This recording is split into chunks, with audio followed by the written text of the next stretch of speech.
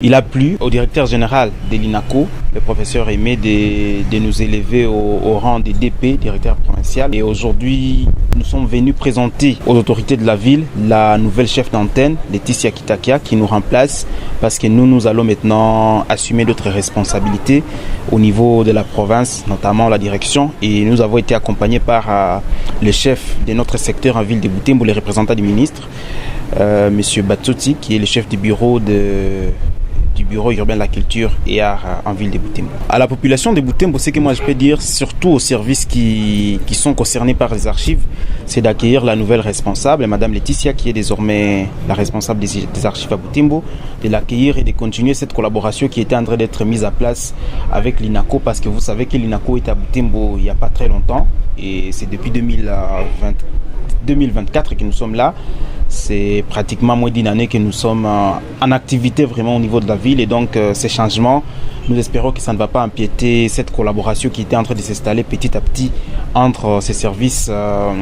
qui gèrent les archives de la République et des particuliers, et qui veut également s'assurer de leur protection et tous les services partenaires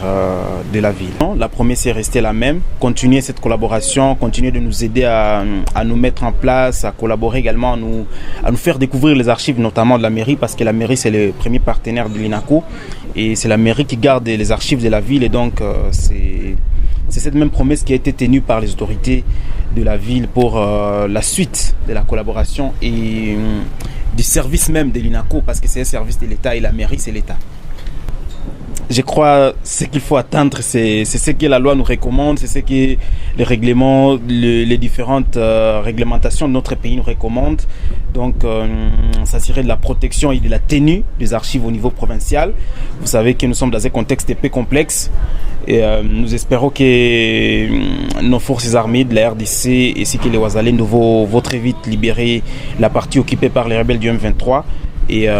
donc vous voyez que ça sera très très difficile, parce qu'il faudra également reconstituer certaines choses qui ont été détruites. Et donc